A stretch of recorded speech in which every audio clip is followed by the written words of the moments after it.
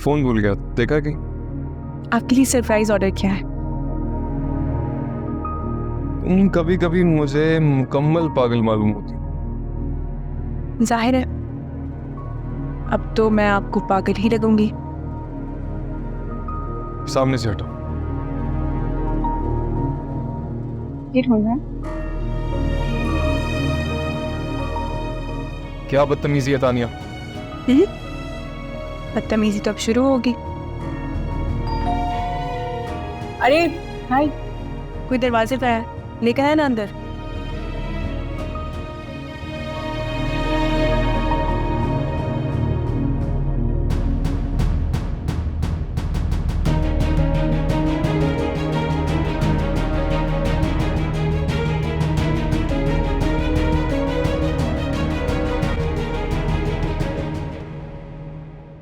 क्या हुआ?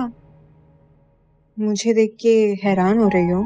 इसको लगा कि मैं घर पे नहीं होंगी, या फिर डू यू नो कि वी आर मैरिड नाउ, या तुम्हें फर्क ही नहीं पड़ता? तानिया प्लीज मेरी ना अभी जाइए, मैं बाद में बात करता हूँ। कि तो मेरी मेहमान है आज। लेकिन आप आज आई क्यों? जैन, आपने मुझे खुद ही तो मैसेज करके बुलाया है। मैंने तो तानिया, वो एक्चुअली जैन, मैं काफ़ी अर्से से आपको कांटेक्ट करने की कोशिश कर रही थी। मैंने इतनी कॉल्स की, इतने मैसेजेस किए, मगर ना तो आपने मेरे किसी मैसेज का रिस्पांस दिया और ना ही मेरी कॉल अटेंड की। फिर यूँ अचानक आपने जब मुझे मैसेज करके बुलाया तो मैं आपसे इसीलिए बात नहीं कर रहा था कि पहले भी हमारी बातचीत को गलत समझा गया। हाउ कैन वी इतने छोटे हो तुम लोग? झूठ? ये क्या कह रही है जैन? तानिया प्लीज मेरी, आप जाइए, मैं करता हूँ, बाद में बात करता हूँ। अरे नहीं, मेहरीन क्यों जाएगी यहाँ से? इसको यही रहने देते हैं और मैं चली जाती हूँ यहाँ से, है ना? और वैसे भी तुम दोनों तो यही चाहते थे, है ना? एक्सक्यूज मी, इतनी हैरान क्यों हो रहे हो? यही प्लान था ना? पहले भी तुम हमारे बीच में आई थी और अब दोबारा आ गई हो, तो ऐसे क्यों एक्ट कर रही हो? जैन, मैं नहीं जानती कि ये क्या कह रही हैं, मगर अब मजीद मैं अपनी बेइज्जती बर्दाश्त नहीं करूंगी। जैन, शायद आपको याद हो कि ना हो कि, लेकिन मुझे वो वक्त अच्छी तरह से याद है कि आपने एक अच्छे दोस्त की तरह से मेरी मदद की थी।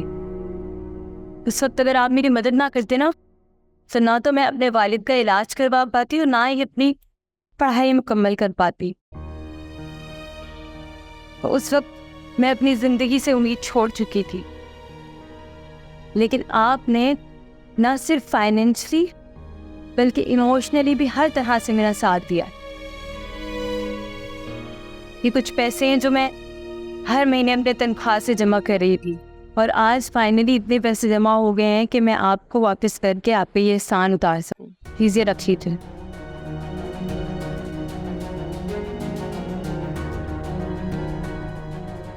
प्लीज ये रख लीजिए। अब मुझे इजाजत दे, मैं चलती हूँ।